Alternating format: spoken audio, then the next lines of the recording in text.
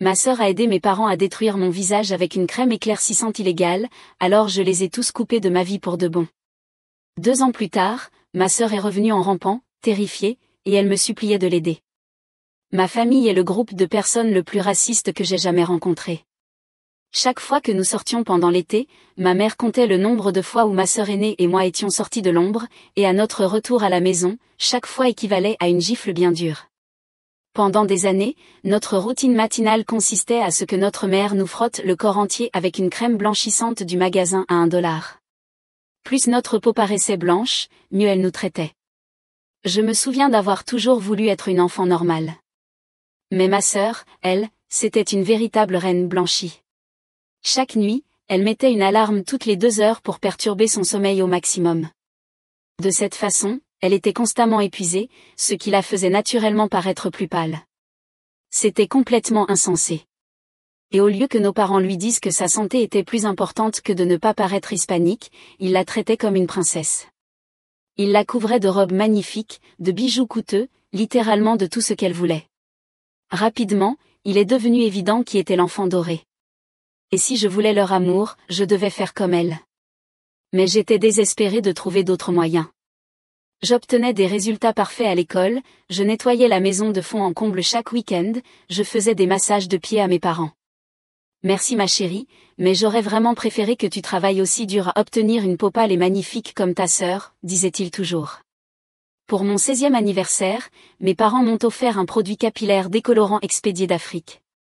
J'ai passé toute la journée à pleurer dans ma chambre, blottie contre mon ours en peluche de chez Barnes & Noble.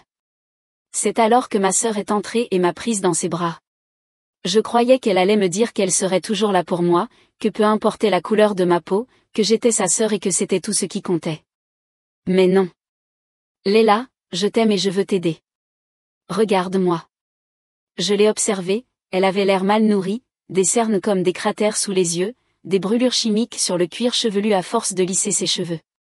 Si moi je peux être aussi belle, toi aussi tu le peux, je te le jure. Je pensais qu'elle se moquait de moi, mais l'étincelle dans ses yeux m'a convaincue du contraire. Elle croyait sincèrement que se traiter ainsi était la bonne voie. Alors j'ai commencé à porter un fond de teint de teinte plus clair que ma peau, et je trouvais toujours un moyen de couvrir le reste de mon corps. Pas parce que je détestais ma peau brune ou mes boucles naturelles, mais simplement parce que cela rendait mes parents plus heureux. Et après tout, ce sont eux qui m'ont mise au monde.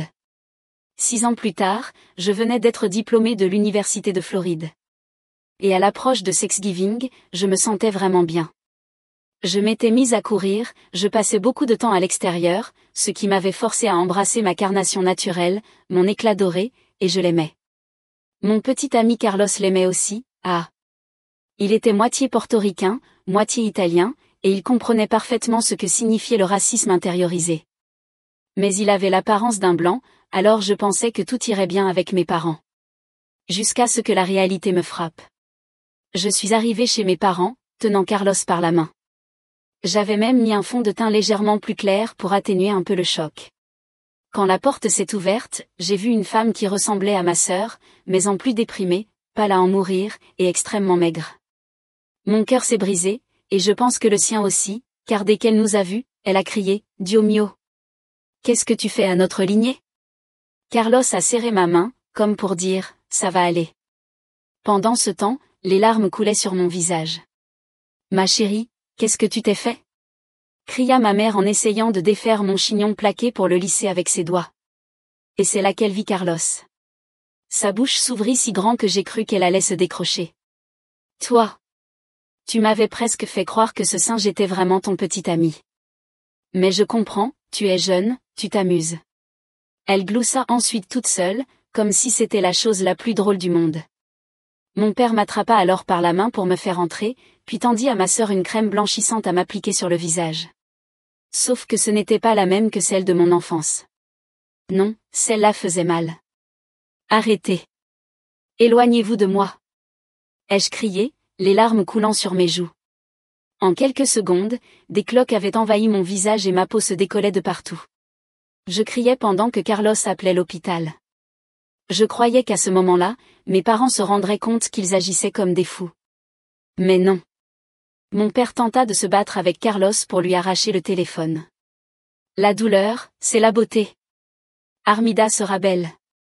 Cria-t-il. Pendant ce temps, j'avais l'impression que tout mon visage avait été plongé plus de 100 fois dans de la sauce piquante. Heureusement, les secours arrivèrent, et au moment où les infirmiers m'ont prise en charge, mes sourcils étaient déjà brûlés. Le lendemain matin, en me réveillant après la greffe de peau, je vis mon petit ami embrasser ma main et me dire que j'étais belle. Mais en regardant mon téléphone, je remarquai immédiatement que j'avais reçu des dizaines de messages et d'appels manqués. Le premier message vocal était plein de colère, disant que j'étais une honte pour la famille. Le deuxième était une menace. Et dès le 10e, c'était ma sœur qui me suppliait de ne pas porter plainte. Ce sont nos parents, disait-elle dans le message. Ils veulent juste ce qu'il y a de mieux pour nous. S'il te plaît, rentre à la maison, on peut arranger ça. Je n'arrivais pas à croire qu'elle les défendait encore, après tout ce qui s'était passé. Sa voix sonnait creuse, brisée, comme quelqu'un qui avait cessé de se battre depuis longtemps. Carlos s'est assis à mes côtés pendant que j'écoutais les messages, son visage devenant de plus en plus inquiet. Leila, dit-il doucement, ce qu'ils t'ont fait, c'est de la maltraitance. Ça l'a toujours été. Il me prit la main délicatement, sans déranger la perfusion. Je savais qu'il avait raison, mais l'entendre le dire à voix haute a provoqué un déclic en moi. Toutes ces années, j'ai essayé de mériter un amour qui aurait dû être inconditionnel. Je les ai laissés me faire du mal, physiquement et émotionnellement, parce que je croyais que c'était ça, la famille. J'avais normalisé leur comportement, trouvé des excuses à leur cruauté, et je me blâmais de ne pas être ce qu'ils voulaient. L'assistante sociale de l'hôpital est venue plus tard dans la journée. Elle m'a demandé ce qui s'était passé pour mes brûlures.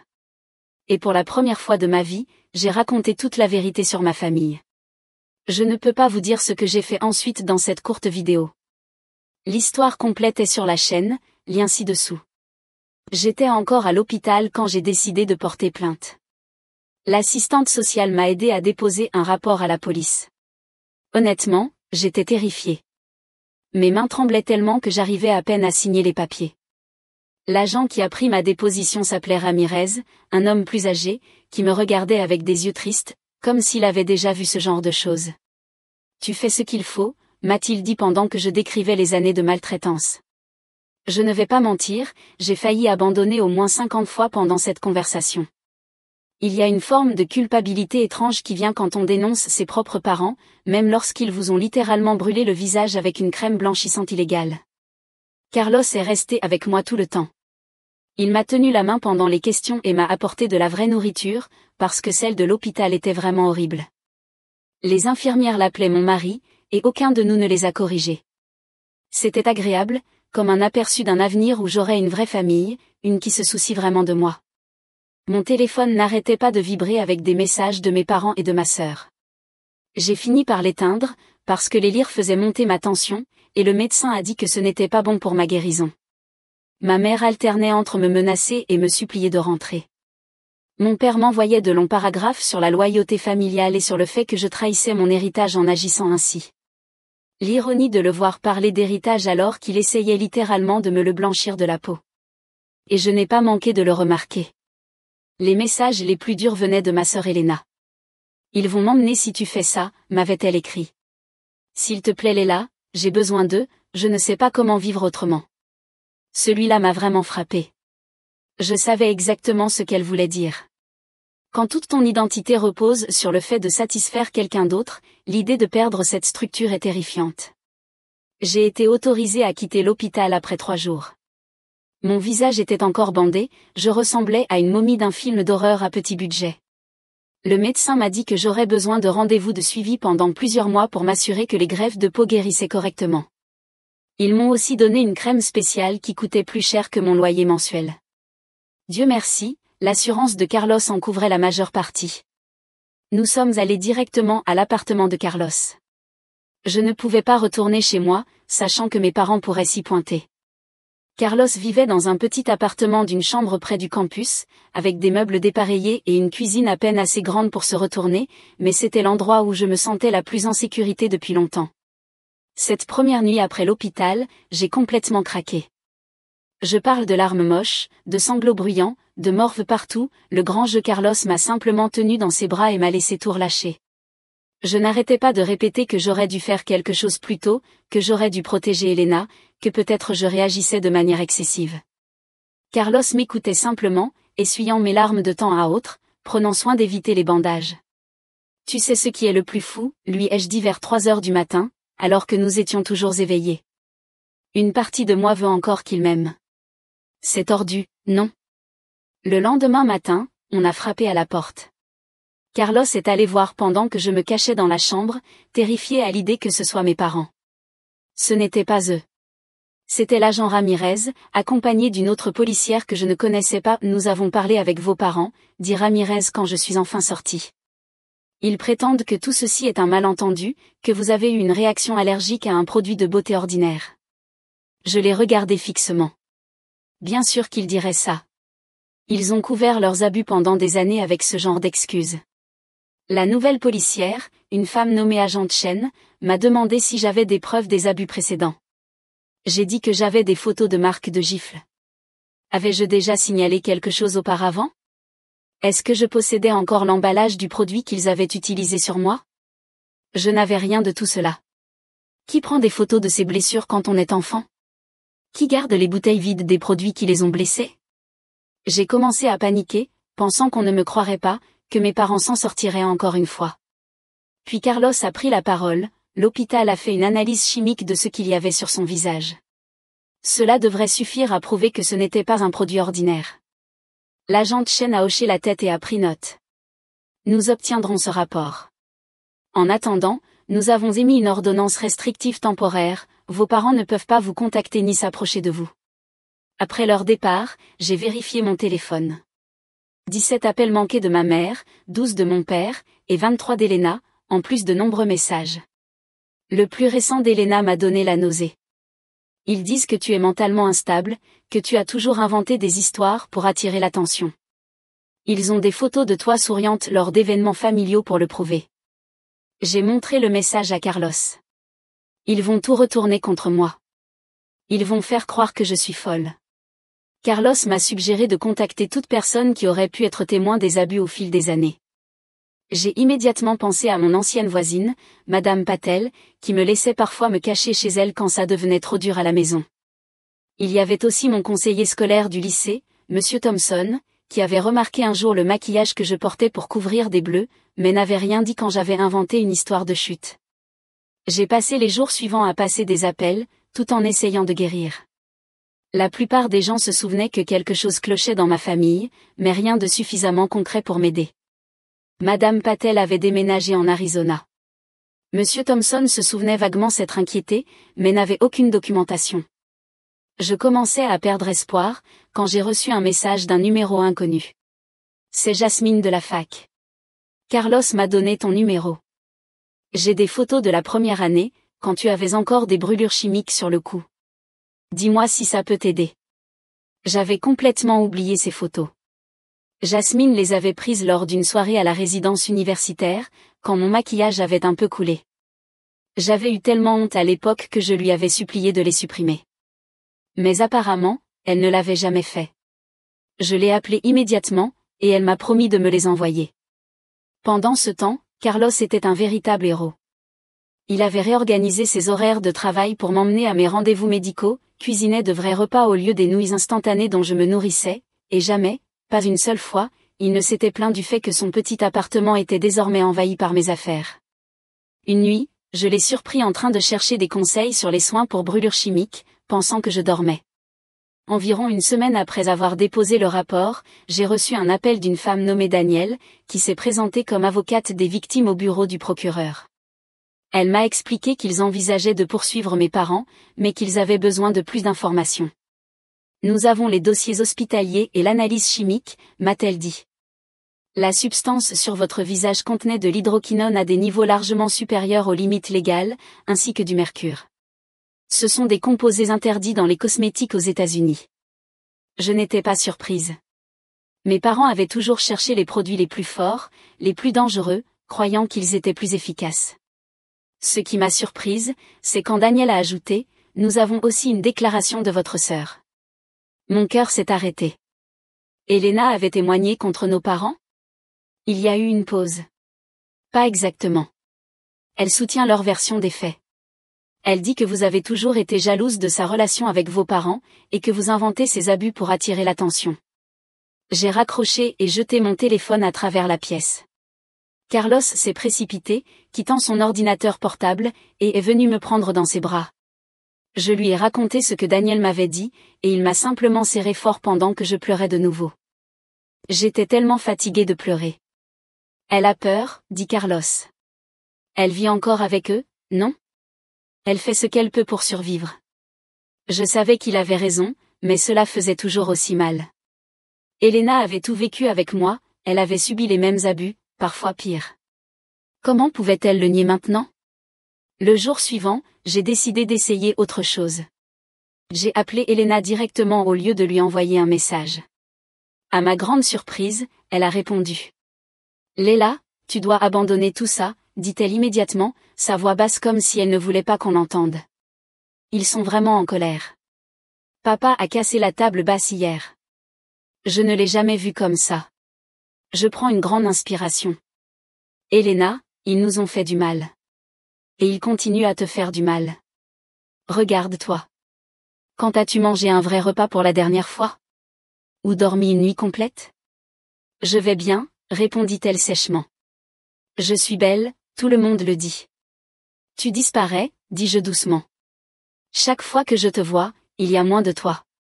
Elle est restée silencieuse si longtemps que j'ai cru qu'elle avait raccroché, puis elle a chuchoté, je ne sais pas être autrement. Moi non plus, lui ai-je dit. Mais je suis en train d'apprendre. Toi aussi tu peux. Elle a raccroché. J'ai essayé de rappeler, mais ça tombait directement sur la messagerie. Je lui ai laissé un message, lui disant que je l'aimais et qu'elle aurait toujours une place à l'appartement de Carlos si jamais elle en avait besoin.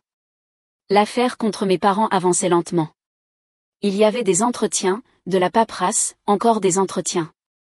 Le procureur a décidé de les inculper pour coups et blessures, ainsi que mise en danger d'enfants, en se basant sur l'incident récent. Mais les années d'abus passés étaient difficiles à prouver. Daniel m'a expliqué que sans documentation ni témoin, ce serait ma parole contre la leur. Carlos m'a suggéré de tout écrire, chaque incident dont je me souvenais, avec le plus de détails possible. Même si cela n'aide pas l'enquête, il m'a dit que cela pourrait m'aider à digérer tout ce qui s'est passé. Alors je l'ai fait. J'ai acheté un carnet bon marché à la librairie du campus et j'ai commencé à le remplir de souvenirs. Le jour où ma mère m'a giflé si fort que mon nez s'est mis à saigner, simplement parce que j'avais joué dans les arroseurs chez une amie.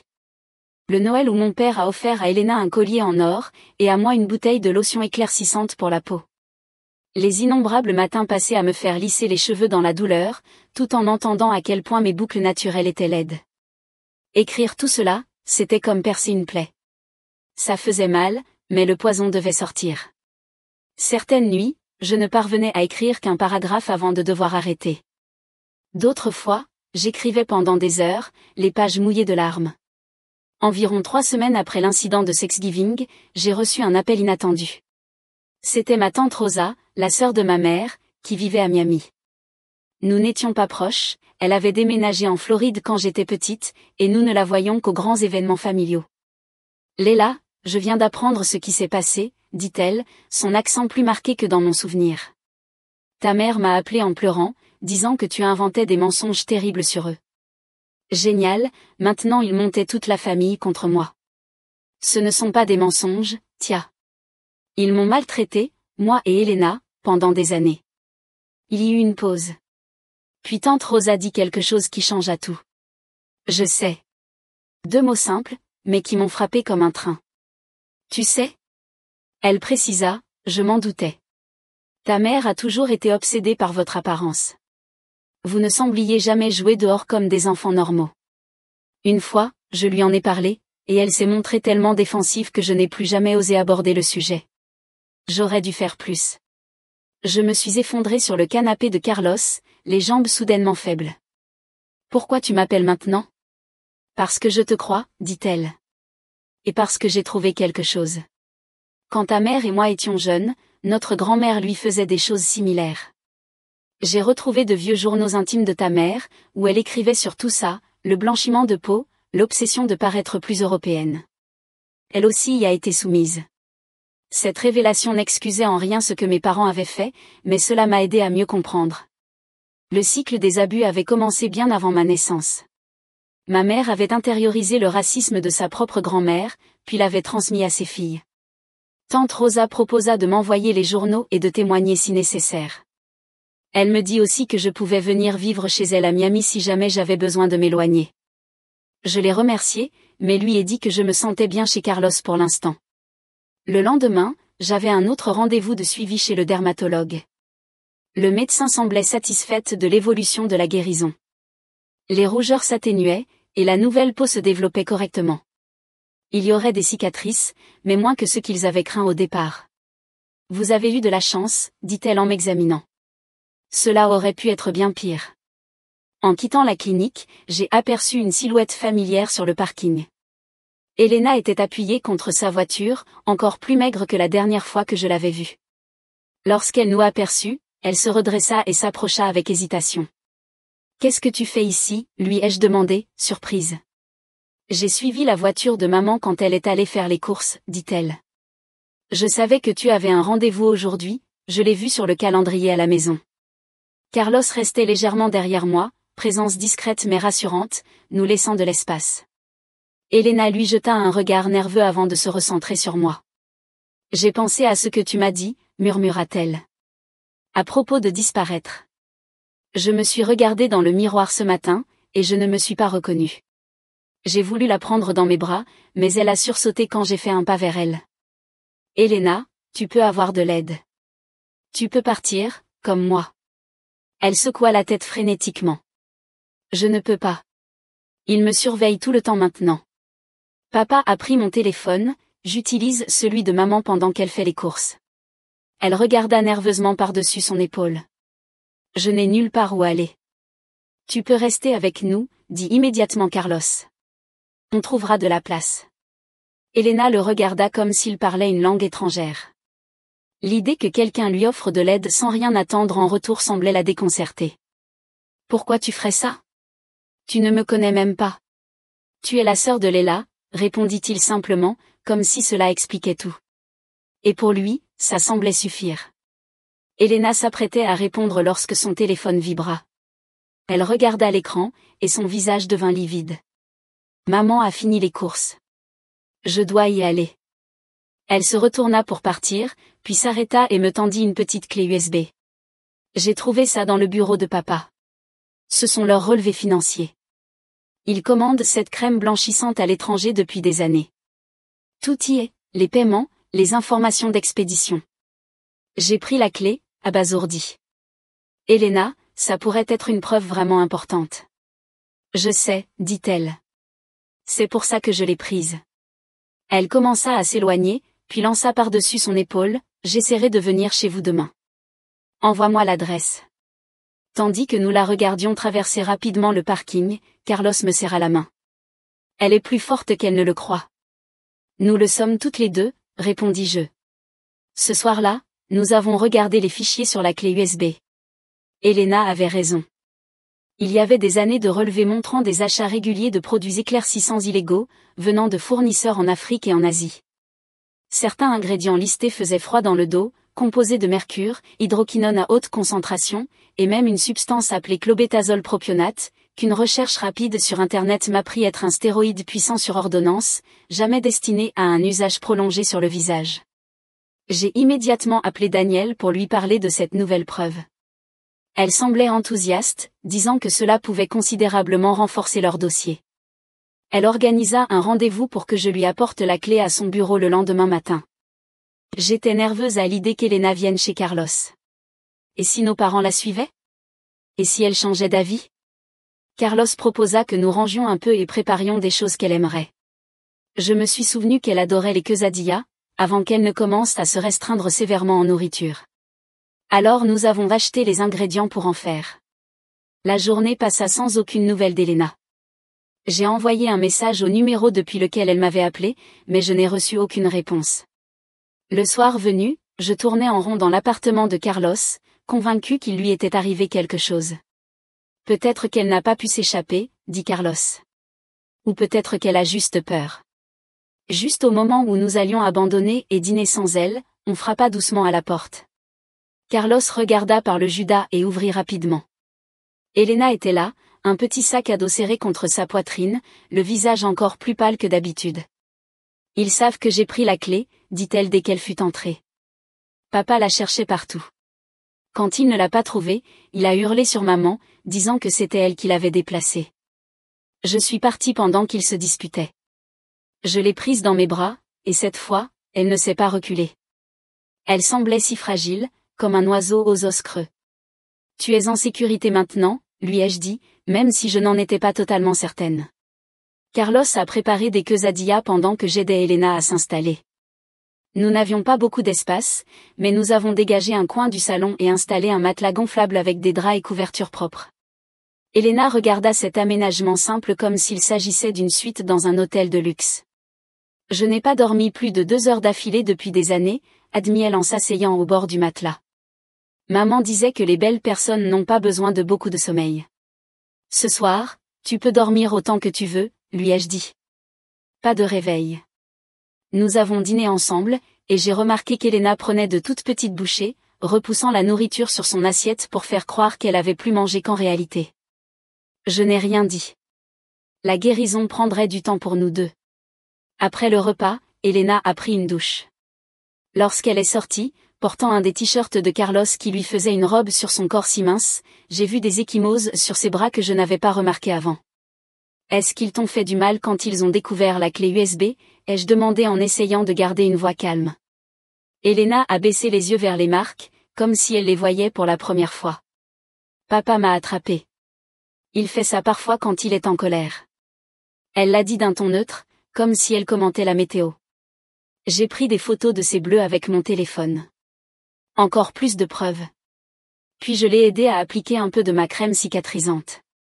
Nous nous sommes assis ensemble sur le matelas gonflable, sans vraiment savoir quoi dire. Je suis désolée d'avoir dit que tu mentais, murmura-t-elle enfin. J'avais peur. Je sais, ai-je répondu. Tu n'as pas à t'excuser. Elle s'est endormie rapidement, l'épuisement la rattrapant enfin. Je l'ai couverte avec une couverture supplémentaire et j'ai rejoint Carlos dans sa chambre. Nous avons parlé à voix basse de ce que nous devions faire ensuite. Avoir Elena avec nous changeait tout maintenant, il fallait aussi la protéger. Le lendemain matin, j'ai rappelé Daniel pour la tenir au courant de la situation. Elle a suggéré de faire venir Elena pour qu'elle fasse sa propre déposition maintenant qu'elle n'était plus chez nos parents. Elena a accepté, bien qu'elle soit visiblement terrifiée. Et s'il ne me croit pas non plus, demanda-t-elle pendant que nous roulions vers le bureau du procureur. Et s'il pense que j'invente aussi ? Les bleus t'aident, lui ai-je dit, détestant devoir prononcer ces mots. Et nous avons maintenant les preuves financières. L'interrogatoire d'Elena a duré plus de 2 heures. Carlos et moi avons attendu dehors, presque sans dire un mot. Lorsqu'elle est enfin sortie, les yeux rouges d'avoir pleuré, elle semblait malgré tout plus légère, comme si elle avait enfin posé un sac à dos trop lourd. « Ils me croient, dit-elle, sa voix pleine d'étonnement. Ils vont ajouter des charges en fonction de ce qui m'est arrivé aussi. » Daniel est sorti après elle et nous a expliqué qu'avec le témoignage d'Elena et les relevés financiers, le dossier était désormais beaucoup plus solide. Nous ajoutons des accusations de maltraitance d'enfants, mise en danger d'enfants et violence pour toutes les deux, ainsi que des charges supplémentaires liées à l'importation de substances illégales. Nous allons demander une date d'audience prochainement, dit-elle. Il est probable que vous deviez toutes les deux témoigner. L'idée de faire face à nos parents au tribunal me donnait la nausée, mais j'ai hoché la tête. Nous serons prêtes. Cet après-midi-là, nous avons reçu un appel de l'agent Ramirez. Nos parents avaient été arrêtés.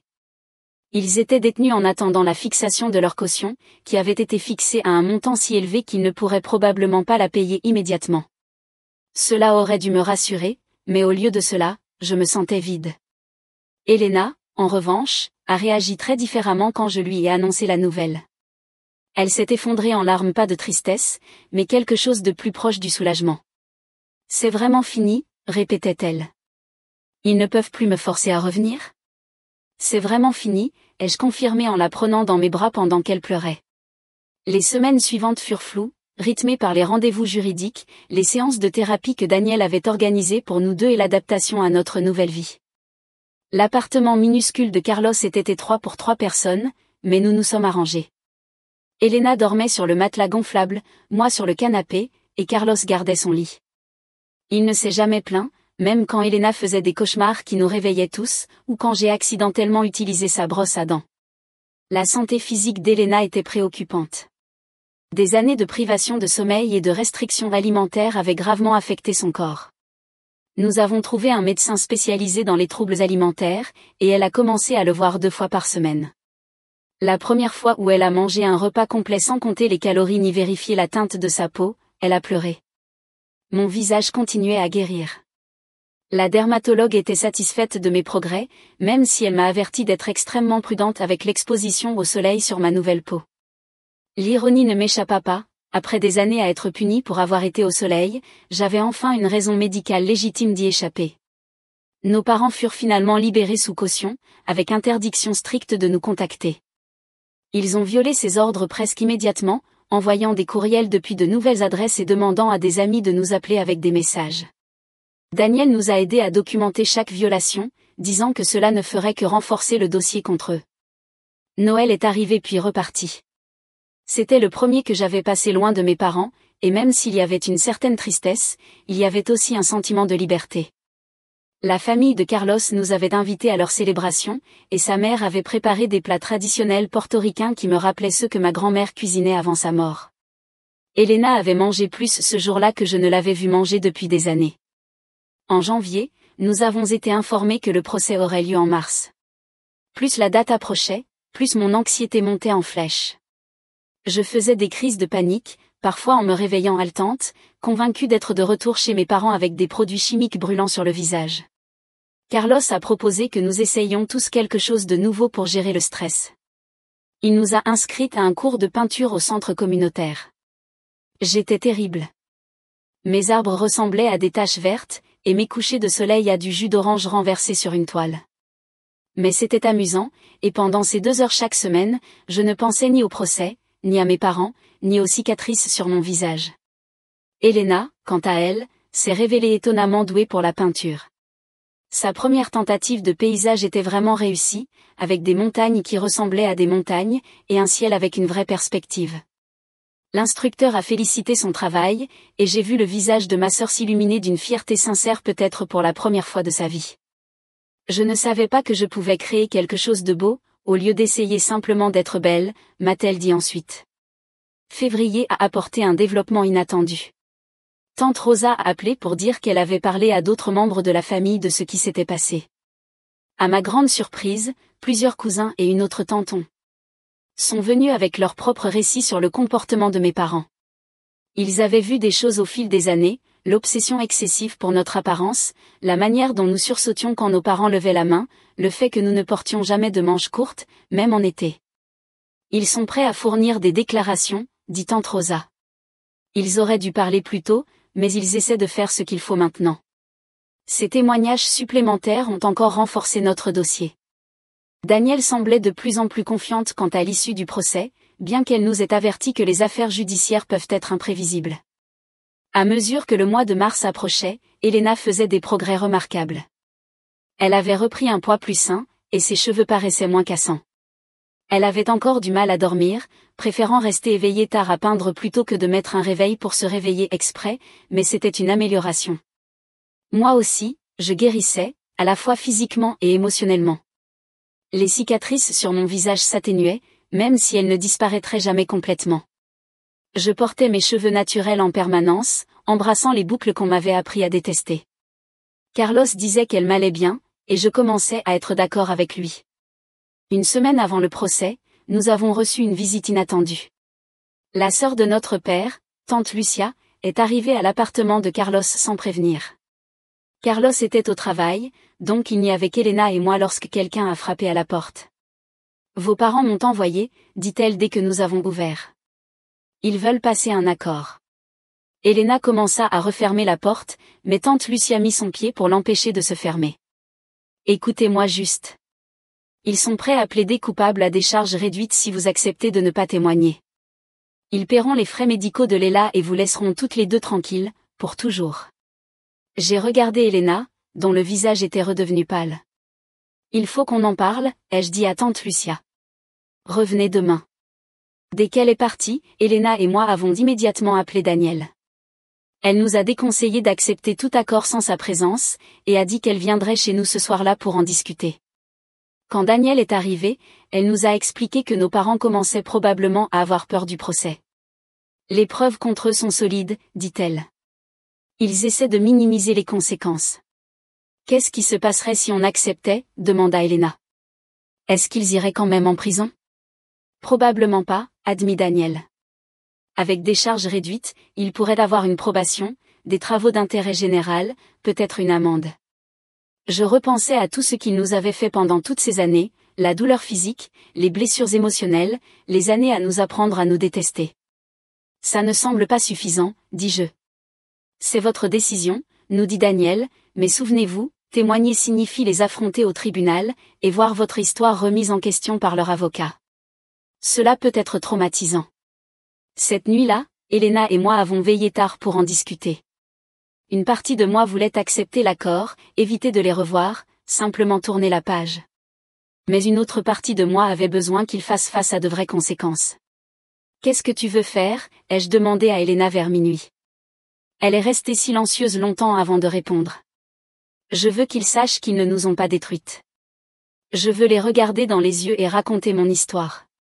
Le lendemain, lorsque tante Lucia est revenue, nous lui avons donné notre réponse, pas d'accord. Nous allions témoigner. La semaine précédant le procès fut tendue.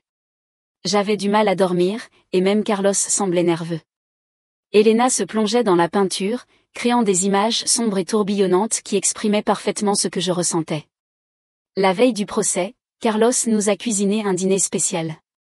Il a préparé la recette de sa grand-mère pour le arrose con gandule et a même acheté une bouteille de cidre pétillant pour qu'on puisse porter un toast.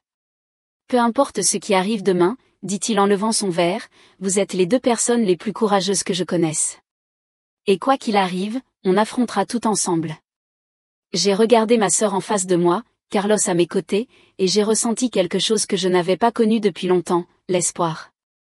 Peu importe ce qui se passerait au tribunal le lendemain, nous avions déjà gagné quelque chose d'important. Nous avions brisé le cycle, retrouvé nos voies, et commencé à guérir. En faisant teinter nos verres ensemble, je savais que faire face à nos parents au tribunal serait l'une des choses les plus difficiles que j'aurais jamais faites. Mais pour la première fois de ma vie, je n'affrontais pas l'épreuve seule. Le matin du procès arriva avec un orage de printemps. La pluie fouettait les vitres pendant que nous nous habillions avec les plus beaux vêtements que nous possédions. Carlos portait une chemise boutonnée et une cravate.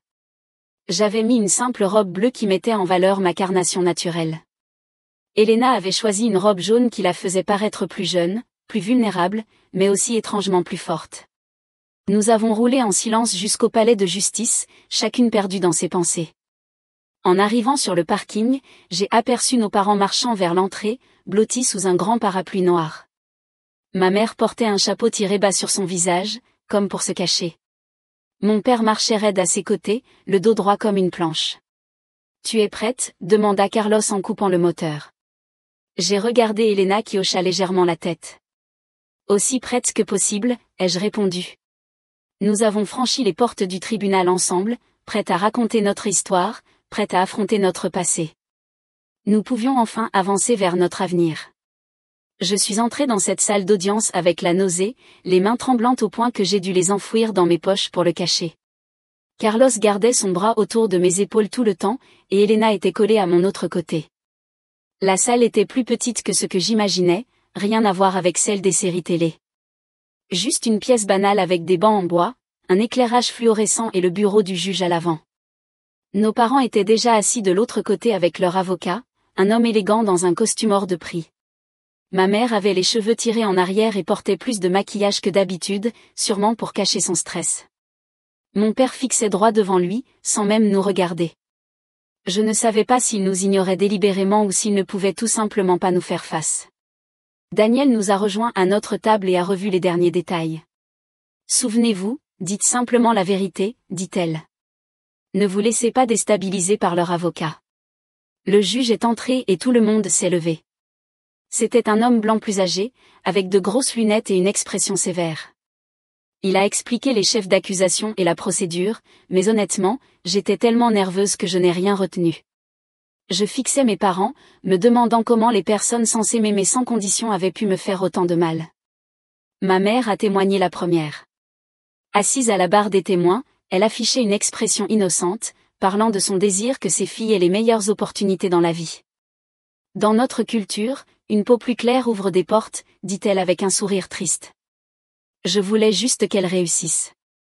Son avocat lui demanda si elle avait un jour eu l'intention de nous faire du mal. Bien sûr que non, répondit-elle, choquée qu'on puisse même le suggérer. Tout ce que j'ai fait, je l'ai fait par amour. Le produit qui a causé la réaction de Leila était juste une nouvelle marque que nous essayions. Comment aurais-je pu savoir qu'elle y serait allergique? Mais quand Daniel a pris la parole pour l'interroger, les choses sont devenues sérieuses. Elle a sorti les relevés financiers qu'Elena avait trouvés, montrant des années d'achat de produits éclaircissants illégaux. Madame Mendez, pouvez-vous expliquer pourquoi vous importiez des substances interdites aux États-Unis à cause de leur toxicité? Le visage de ma mère a changé. Son faux sourire a disparu, et elle s'est mise à bafouiller. Ces produits fonctionnent mieux que ceux d'ici. Tout le monde les utilise au Honduras.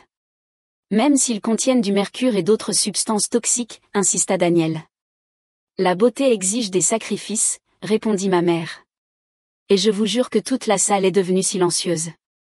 C'était comme si elle venait enfin d'avouer à voix haute ce qu'elle avait toujours pensé au fond d'elle. Le témoignage de mon père ne fut pas bien meilleur. Il a essayé de jouer le rôle du père strict mais aimant, parlant de son souhait que nous ayons une vie meilleure que la sienne. Mais lorsque Daniel a montré les photos de mes brûlures chimiques et des bleus d'Elena, il n'a pas pu les expliquer. Le pire, c'est quand leur avocat a essayé de me faire passer pour le problème. Il a évoqué des moments où j'avais été rebelle à l'adolescence, où je rentrais tard, où je me disputais avec mes parents, des choses normales pour une ado, et a essayé de suggérer que j'inventais les abus parce que j'étais rebelle.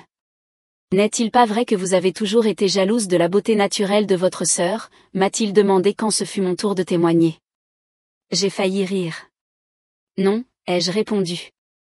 J'ai toujours été jalouse du fait qu'elle était prête à se détruire pour obtenir l'amour de nos parents, alors que moi je ne l'étais pas. Cela l'a fait taire un moment. Témoigner a été plus difficile que je ne l'imaginais. J'ai dû décrire en détail tout ce qu'il nous avait fait subir au fil des années, les gifles pour une simple exposition au soleil, les séances de blanchiment de peau, les critiques constantes de nos traits naturels. À chaque exemple, je voyais l'expression du juge devenir de plus en plus troublée. Lorsque j'ai décrit l'incident de Thanksgiving, je n'ai pas pu retenir mes larmes. Ils m'ont immobilisé et m'ont appliqué des produits chimiques sur le visage, ce qui m'a brûlé les sourcils et causé des brûlures au second degré, ai-je dit. Et pendant que je criais de douleur, ils ont empêché mon petit ami d'appeler une ambulance. La défense a tenté de suggérer que j'exagérais, mais les dossiers hospitaliers et les photos confirmaient tout ce que je disais. Le témoignage d'Elena était encore plus puissant. Elle paraissait si mince et fragile à la barre, sa voix à peine audible au début.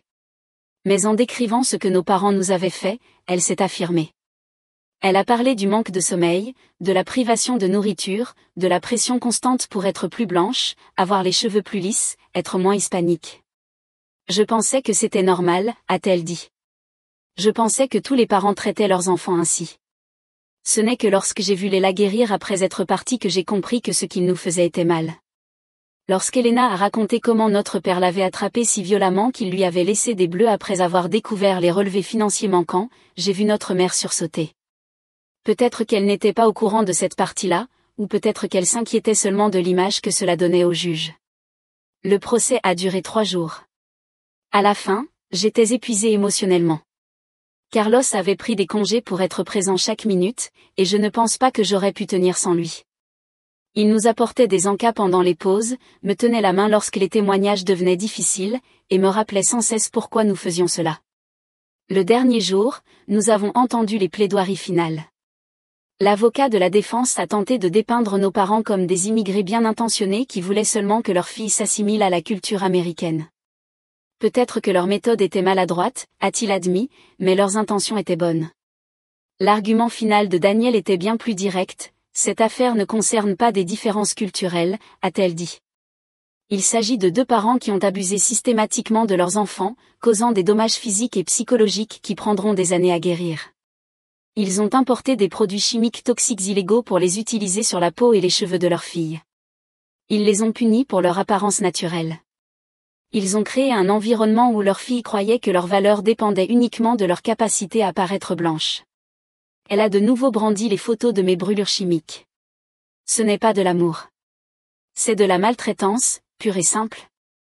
Lorsque le juge a annoncé qu'il était prêt à rendre son verdict, j'ai serré la main d'Elena si fort que j'ai probablement coupé sa circulation.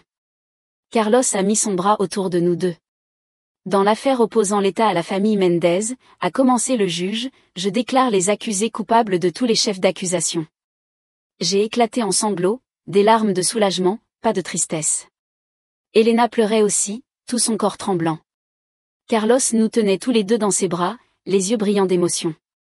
Le juge a condamné nos parents à 3 ans de prison, avec possibilité de libération conditionnelle après 18 mois, plus 5 ans de probation après leur sortie. Ils devaient également payer tous nos frais médicaux et suivre une thérapie obligatoire. Une ordonnance restrictive resterait en vigueur, les empêchant de nous contacter sans notre autorisation expresse. Lorsque les agents les ont emmenés, ma mère s'est retournée une seconde. J'ai cru voir du regret dans ses yeux, mais elle s'est vite détournée, le dos raide, de fierté ou de colère, je ne saurais dire. À la sortie du tribunal, des journalistes nous attendaient. Apparemment, notre affaire avait attiré l'attention locale à cause de la nature inhabituelle des abus. Daniel nous a aidés à les éviter sans devoir faire de déclaration. Nous n'étions pas prêtes à parler publiquement de ce qui s'était passé. Ce soir-là, nous avons fêté discrètement dans l'appartement de Carlos. Rien de luxueux, juste des pizzas et de la glace, mais c'était le repas le plus important de ma vie. Elena a mangé une part entière de pizza sans compter les calories, sans se soucier de son apparence. Je portais mes cheveux naturellement bouclés et un débardeur qui révélait ma peau brune. Des petites victoires, mais elles signifiaient tout. Daniel nous a appelés pour nous informer, en nous assurant que l'ordonnance restrictive était toujours en vigueur et que leur agent de libération conditionnelle était au courant de la situation. Cette nuit-là, j'ai eu une crise de panique, terrifiée à l'idée qu'il puisse se présenter à notre porte malgré l'interdiction. Carlos est resté dormir sur notre canapé, juste pour que nous nous sentions plus en sécurité. Mais ils ne sont pas venus. D'après tante Rosa, ils avaient déménagé dans une autre région de l'État. Ma mère avait écrit quelques lettres au fil des années, chacune un peu plus lucide que la précédente. J'ai finalement répondu une fois, une courte note pour lui dire que j'allais bien, mais que je n'étais pas encore prête à reprendre contact. Elena, elle, n'avait jamais répondu à aucune de ces lettres. 3 ans après le procès, Carlos et moi nous sommes mariés, lors d'une petite cérémonie dans un parc local. Elena était ma demoiselle d'honneur, rayonnante et en bonne santé, dans une robe qui mettait en valeur sa carnation naturelle. Tante Rosa est venue de Miami, accompagnée de plusieurs cousins qui avaient fourni des témoignages pour notre affaire. La grande famille bruyante de Carlos nous a accueillis à bras ouverts, sa mère nous traitant, Elena et moi, comme les filles qu'elle n'avait jamais eues. Nous n'avons pas invité nos parents. J'y ai pensé, j'en ai même parlé avec ma thérapeute, mais finalement, j'ai décidé que je n'étais pas prête à les voir en face. Peut-être un jour, mais pas encore. Le mariage a été exactement comme dans mes rêves d'enfant, non pas parce qu'il était luxueux ou coûteux, mais parce que j'étais entourée de gens qui m'aimaient pour ce que j'étais, et non pour mon apparence. Je portais mes cheveux bouclés au naturel, parsemés de petites fleurs blanches. Mon maquillage était minimal, laissant transparaître la beauté de ma peau naturelle.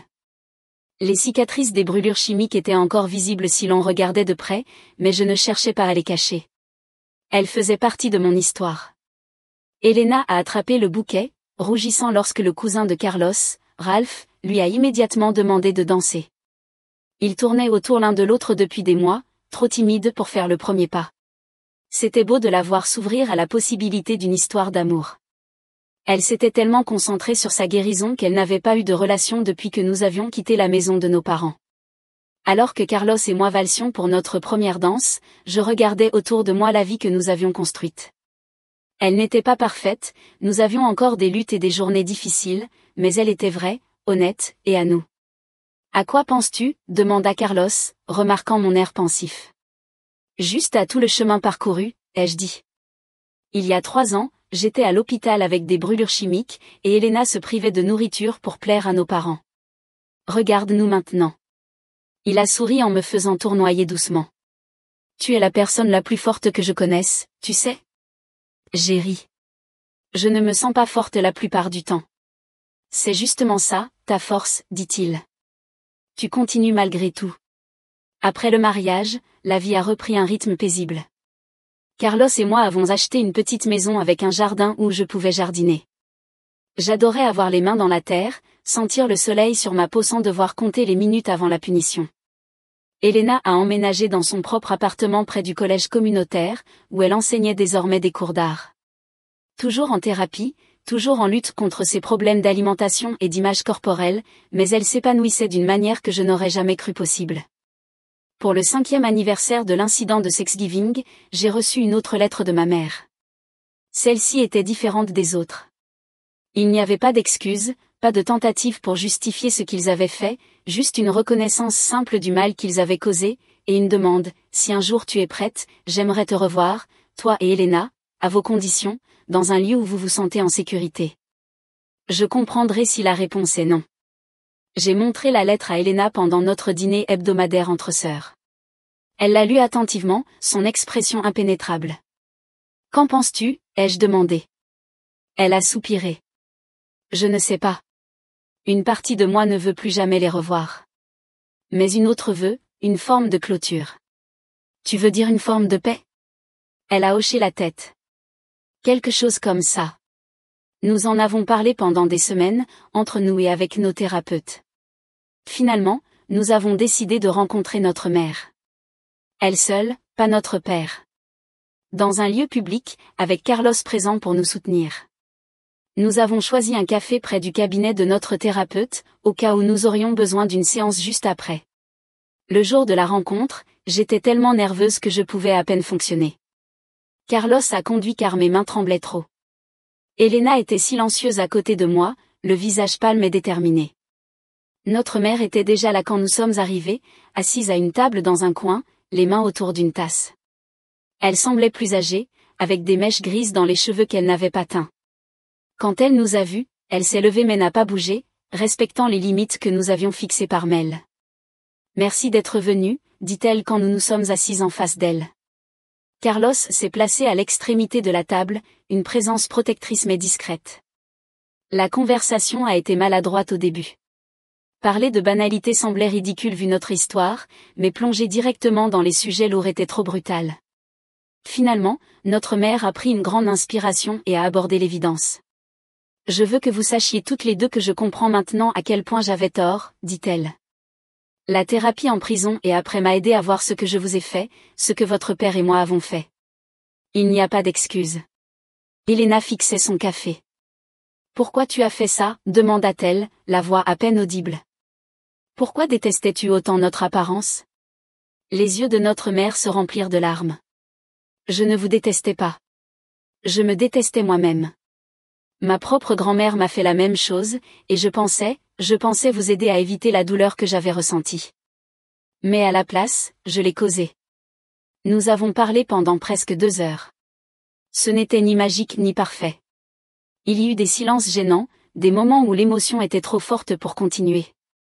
Mais c'était honnête, d'une façon que notre famille ne l'avait jamais été. Avant de partir, notre mère nous a demandé si nous serions prêtes à la revoir un jour. Sans pression, ajouta-t-elle rapidement, et je comprends si vous ne voulez pas inclure votre père. Il est encore en train de travailler sur lui-même. Elena et moi avons échangé un regard. Peut-être, ai-je dit. Nous y réfléchirons. En marchant vers la voiture, Carlos nous a demandé ce que nous ressentions. Bizarre, répondit Elena. Je suis contente qu'on l'ait fait, mais j'ai aussi envie de rentrer et de pleurer pendant des heures. Pareil, ai-je acquiescé. Je ne sais pas si je pourrai jamais vraiment lui pardonner, mais je crois que je la comprends un peu mieux maintenant. Nous avons revu notre mère quelques mois plus tard, puis encore après cela. Lentement, prudemment, nous avons construit une nouvelle forme de relation. Pas le lien mère-fille proche qui aurait pu exister, mais quelque chose d'honnête et de respectueux. Elle ne nous a jamais demandé de voir notre père, et nous n'avons jamais proposé. La vie a continué. Carlos et moi avons eu notre premier enfant, une fille que nous avons appelée Rosa, en hommage à ma tante, la première de notre famille à nous avoir cru. Léna est devenue la tante la plus dévouée du monde, gâtant sa nièce avec des jouets faits main et de minuscules peintures pour sa chambre. La première fois que ma mère a rencontré Rosa fut une autre étape dans notre processus de guérison. Je l'ai observée attentivement alors qu'elle tenait ma fille, cherchant le moindre signe qu'elle pourrait juger son apparence ou reproduire les comportements toxiques qu'elle avait eus avec nous. Mais elle ne fit que gazouiller et sourire, disant à Rosa qu'elle était parfaite, exactement telle qu'elle était. Elle l'est, ai-je dit en reprenant ma fille, et elle le restera, quoi qu'elle ressemble. Ma mère a hoché la tête, comprenant le message caché dans mes paroles. Oui, ai-je dit doucement. Elle le sera. 7 ans après ce terrible Thanksgiving, Elena et Ralph se sont mariés lors d'une cérémonie au bord de la mer. Elle portait une robe sans manches qui laissait voir sa peau naturelle, ses cheveux retombaient en boucles libres le long de son dos. Elle avait l'air en bonne santé, forte et heureuse. Rien à voir avec la jeune fille mal nourrie et privée de sommeil qu'elle était quand nous avons fui. Pendant la réception, j'ai trouvé un moment de calme avec elle, à l'écart de la fête. Tu aurais cru qu'on en arriverait là, ai-je demandé en faisant un geste. Elle a souri, les yeux brillants d'émotion, et a doucement hoché la tête. Non, jamais, a-t-elle murmuré. Mais je suis tellement heureuse qu'on y soit arrivé. Nous avons regardé l'océan ensemble, le vent jouant dans ses cheveux et le bruit des vagues remplissant le silence entre nous. À cet instant, tout ce que nous avions traversé, la douleur, les larmes, les cicatrices invisibles et visibles semblaient si lointains, comme un rêve passé. Ce n'était pas l'oubli, ce n'était pas le pardon complet, mais c'était la paix. Une paix méritée. Une paix construite lentement, avec courage, avec amour, et surtout avec vérité. Je lui ai pris la main, et nous sommes retournés à la fête, prêtes à célébrer non seulement son mariage, mais aussi tout ce que nous étions devenus. 2 sœurs, debout, libres, et enfin, entières.